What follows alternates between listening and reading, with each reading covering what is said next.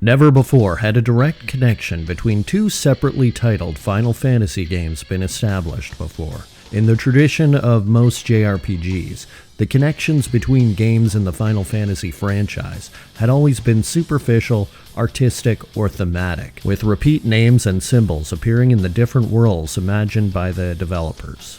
That is, of course, never until Final Fantasy X got a direct sequel in Final Fantasy X-2. But another connection which appeared as almost a side thought in X-2's penultimate story arc would become the subject of fan theories for decades to come. Welcome to the Abyss, folks. My name is Void Money, and today I'm going to break down the connections between the worlds of Final Fantasy X and VII. Part 1. The Connection. What are you looking at? Farplane data. The more I study it, the more fascinating it gets. There's limitless energy swirling around in there. Limitless energy? The life force that flows through our planet, I think. With a little work, we could probably extract the energy in a usable form. Sweet! Of course, that'd take generations. That's no fun! Well, still, it is something worth shooting for. Think how much Spira would change if we ever got it to work. Maybe one day we could build a city full of light, one that never sleeps. No doubt about it. Just imagine. But I'll never get to see it, will I?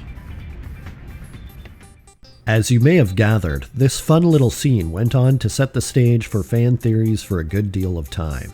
The obviousness of the scene being led by the FF10-2 NPC, a young little Al-Bhed prodigy by the name of Shinra, was interpreted by most fans as one of two things: either a fun little fan service Easter egg, or the grounds for the Final Fantasy X series being part of the expanded FF7 universe, separated from the main series of events with a vague connection of Silmarillion proportions.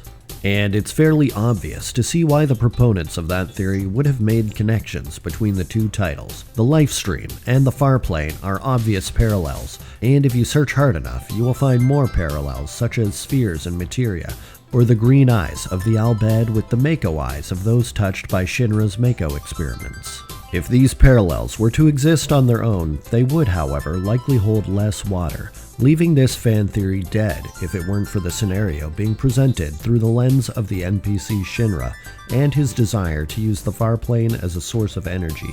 The use of the name can't simply be disregarded in this light as nothing but a coincidence.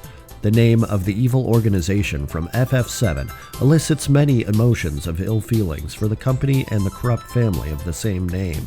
They find themselves at the center of all terrible controversies throughout the events of Final Fantasy VII, and I'd have to say it's a little bit strange to name the darling little prodigy of the Gullwings after such a group if it were simply a gesture of fan service. But that indeed raises the question once more of whether the use of the name actually is simply fan service. It doesn't take much of a stretch of the imagination to think of a scenario such as a young Shinra discovering a way to recover the planet's life force as a usable means of fuel for a future society's energy demands. And in such a scenario, his legacy would be immortalized by naming the subsequent energy company after him. The addition of an apparent Easter egg depicting FF10-2's Shinra in a photograph in the FF7 remake shows even more intent by Square Enix to at least stoke the coals of this theory. However, whether this is just another case of fan service or developers having fun remains to be seen. But in the absence of hard evidence, this just remained a fun fan theory, albeit one with a lot of seemingly coincidental commonalities, which could very easily be explained away as, they're both Final Fantasy games. Of course FF10 drew inspiration off of FF7. So I hear you saying, the end. Case closed, right? Well, let's not be too hasty. Part 2. The plot thickens. Okay. FF7 and FF10 take place in the same world.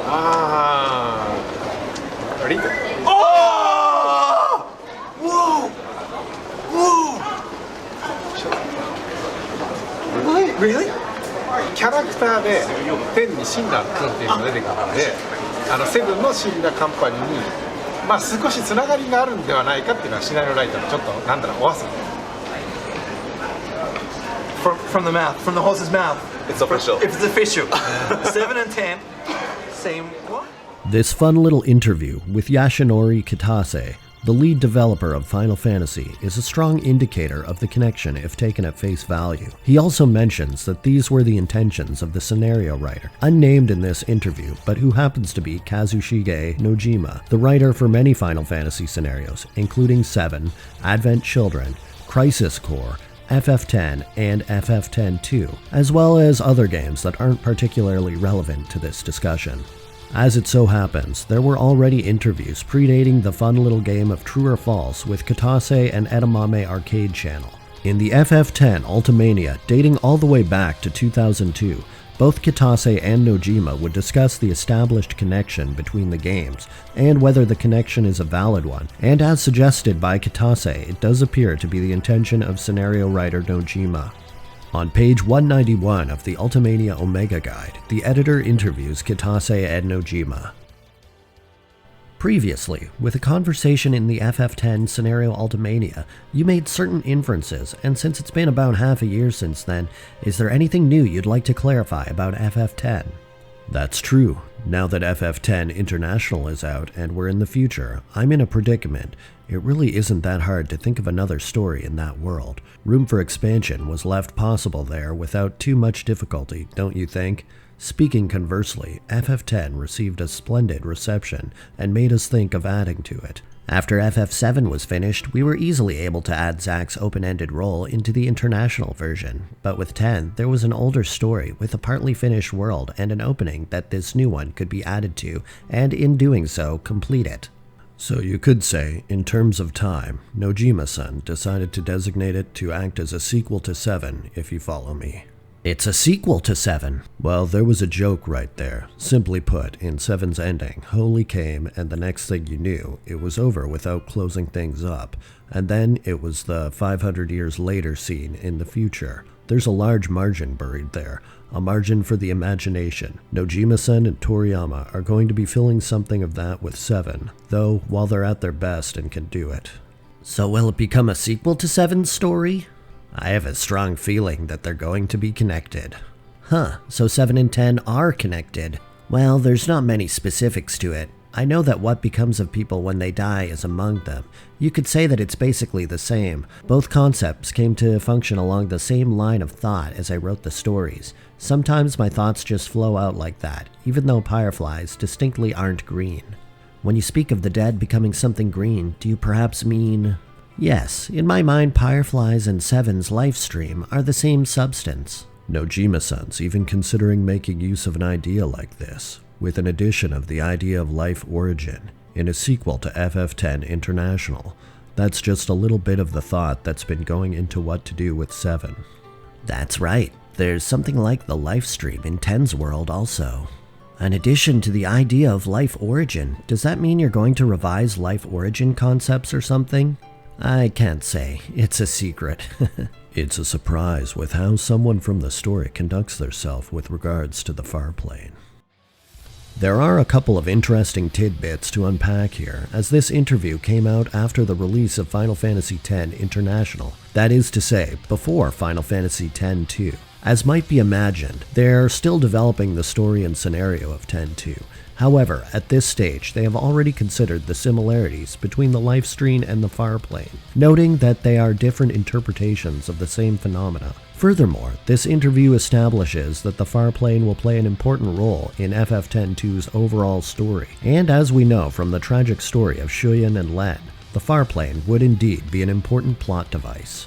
At this early stage of development, it does however seem unclear whether the FF7 and FF10 connection is actually a serious story development or an inspirational one. It's very easy to cherry-pick this particular interview and ignore some concessions, such as Kitase's mentioning of a joke and Nojima's general uncertainty as to what kind of connection there would be.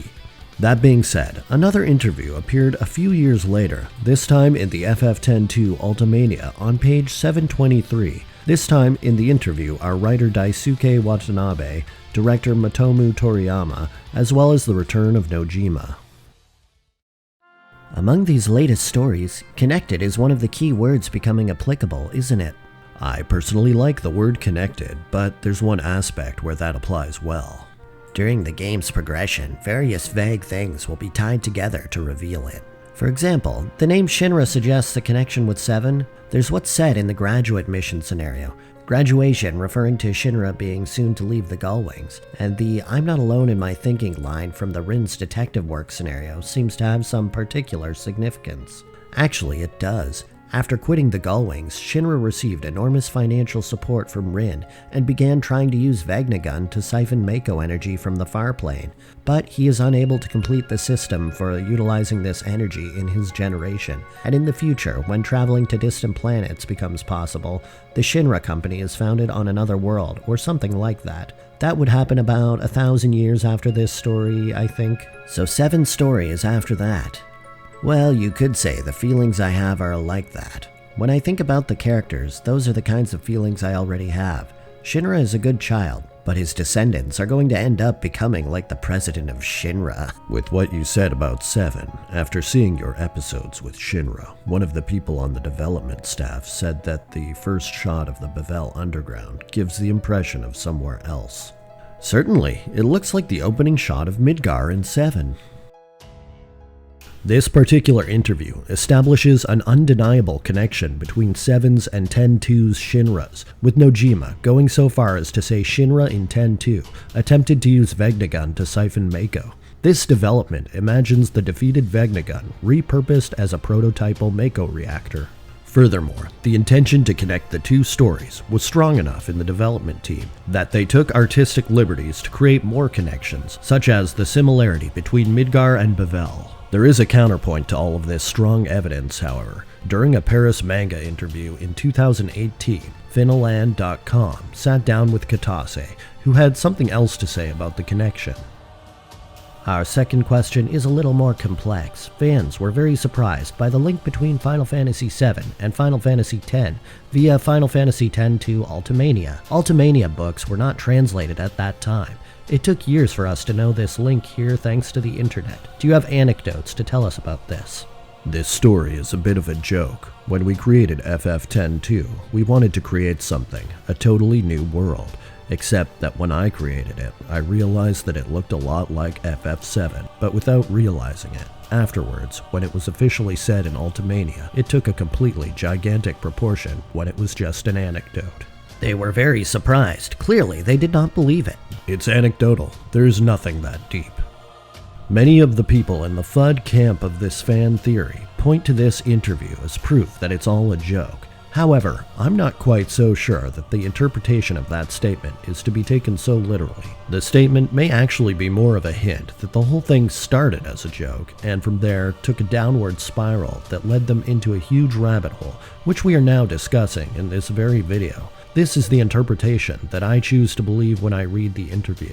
That being said, I do admit that until a more concrete connection is established, there is a lot of room for doubt. Nevertheless, these are huge fictional universes, and finding symbolism, metaphors, and, well, conspiracies is a lot of fun for a lot of gamers who take pleasure in swimming around in the expanded universes of these gigantic games. Yes, this is a bit of a preamble for the eventual angry posters who just want to FUD on all of our fun conjecture. In any case, before we move on to the next part, I'd like to thank GameFAQs users Ryukaze for translating relevant sections of the FF10-2 Ultimania guides, and Squall of Seed for arranging the interviews and game dialogue in his Final Fantasy VII Advent Children plot guide. Also, thanks to Finaland for the Counterpoint interview. And lastly, thanks to Edamame Arcade Channel for asking Katase the question when they had the opportunity to interview him.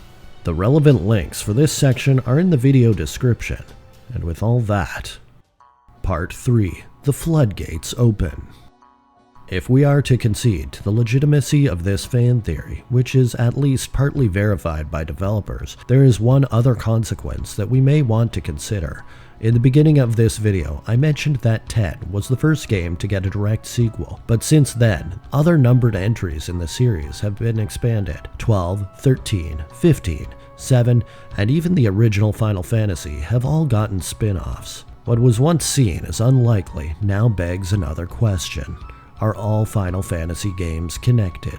This is perhaps a bit of a jump into the rabbit hole, hence the floodgates open, and one that nobody really came here for. However, it doesn't really matter whether the answer to this question is yes or no for the purpose of the point I'm going to make later on. What I simply want to ask is the question, specifically in regards to Final Fantasy Dissidia. Dissidia are a series of Final Fantasy fighting games where the characters of each game are pulled out of their respective universes. The characters then do battle a la Super Smash Bros.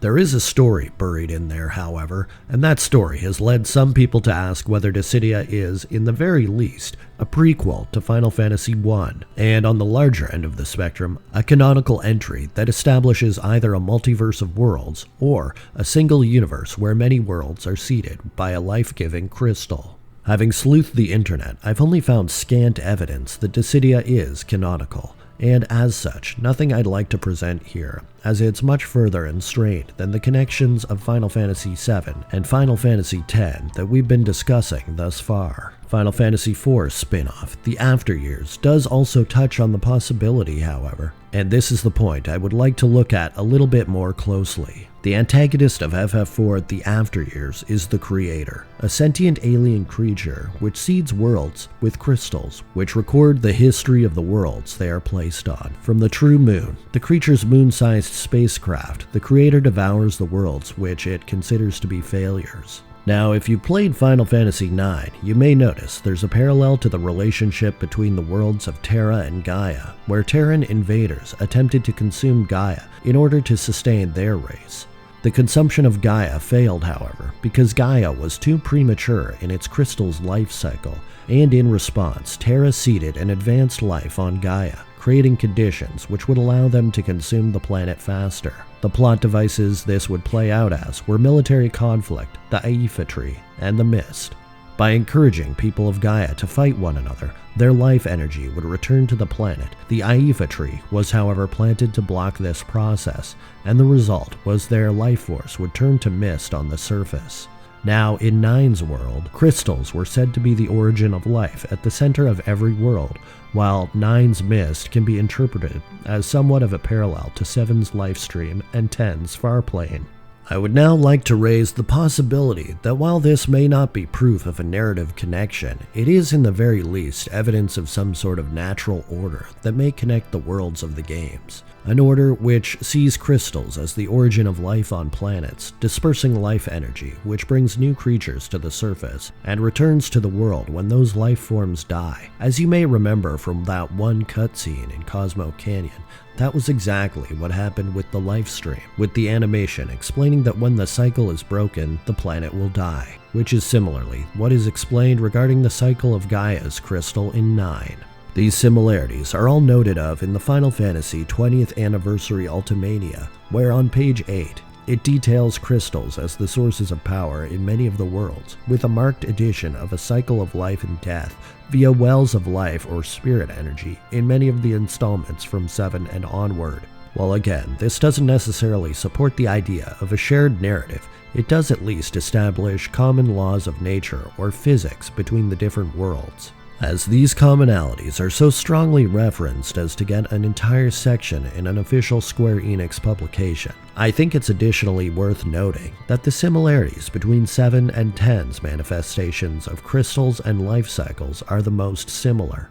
However, all the listed games do share some similarities as well. They just aren't as identical as, say, materia with spheres, where it is said that Mako condenses in the form of materia while Pyreflies condense in the form of spheres, and both substances being spiritual energy. It is even seen in 10 that sin and the various physical forms of the Aeons are manifested by Pyreflies. One last similarity I would like to draw between the cycle of life and death has to do with Mako eyes. In Final Fantasy VII, people with prolonged exposure to Mako typically end up with a small level of Mako poisoning, and this results in the person having green Mako eyes. This is said to typically happen to members of Soldier. A similar occurrence of green eyes happens within the Al-Bhed population, who have green eyes with spiral-shaped pupils. This is most notably seen in Riku's introduction to the full party. However, Yuna notably has one green eye and one blue eye. This condition is called heterochromia, and while it isn't specifically stated whether Al-Bhed green eyes are genetic, it is heavily implied by the fact that Yuna's mother is an Al-Bhed. This would suggest that it's a genetic trait. However, it is worth mentioning that Yuna doesn't have spiral pupils in either eye. I can't help but feel like this might be an adaptation related to Al-Bhed working closely with Machina for many generations. I imagine the Machina being powered by spheres or fireflies, similarly to how Shinra uses Mako energy as a source of energy in FF7. However, perhaps because in the case of Al-Bhed, who aren't part of a society that's inundated with Mako energy, the adaptation is instead a genetic one. This is of course conjecture, but it is a similarity which I've noticed for some time. To return to the other games in the series, FF9 and 12's Mist are both similar substances to Mako energy and fireflies, and much like Mako energy, Mist is harnessed in its various forms to power airships, while Mako is used as an abundant energy source for the people of 7's Gaia, and the future that Shinra imagined of 10 and 10-2 Spira. Which, if you tie all of this up in a neat little package, it doesn't necessarily mean the games exist in the same universe, or even multiverse. It does at least imply that the different worlds are bound to similar natural orders. To close this part of the video off, I will simply state that the games have a lot of similar themes, and both crystals and the cycle of life and death both play very important roles in most of the series' world-ending threats. I'd like to thank Glenn, the Twilight Mexican of thelifestream.net, for arranging the information from the 20th anniversary Ultimania. Now, to wrap this up.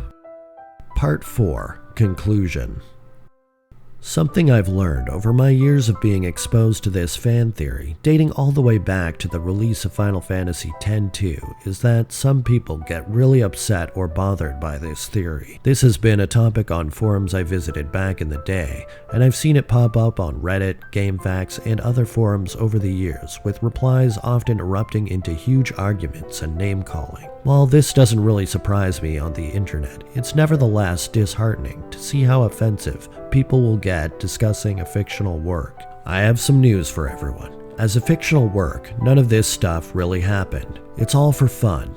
And as somebody who majored in English literature, we were often asked to look for our own connections and interpretations in fictional works, which would be the central topic for the hypotheses of our papers. And oftentimes, the writers of said works seem to relish in these interpretations, as they're simply proud that their works are the subject of such intense scrutiny and debate. From what I've seen in the numerous interviews I've come across on the FF7 and FF10 connection theory, the developers of these games are no different. With all that in mind, I want to close in saying, I don't know to what degree this is all a legitimate theory, but I personally choose to believe it, because I like the imagined worlds of the two games sharing a very loose connection, perhaps more loosely connected than works like the Silmarillion and Lord of the Rings, or even the Lord of the Rings with our own world. Don't worry, I won't delve into LOTR lore anytime soon. I'm just using it as a point of reference. The thing I particularly enjoy about the loosely implied connection is that the stories don't have to be prequels or sequels to be related to one another. If these are two stories from vastly disconnected times, then it's like looking at something as grand as our own history, where a future society can look back at their own version of the Dark Ages or Antiquity. Regardless of all that, it doesn't really have to be true in order to be fun to think about, and I look forward to perhaps making more connections between the worlds of these two games in the future. But if that ever happens, it will be the topic for another future video. If you made it this far, folks, I'd like to thank you so much for watching this video in its entirety. It took a lot of time to arrange, so I hope you enjoy it. And if so, please leave a comment, or share this video with others who you think might enjoy it. Or maybe consider doing whatever else helps me see whether I should make more videos like this in the future. Until next time, have fun and stay safe, and I'll see you in the next video. Bye bye!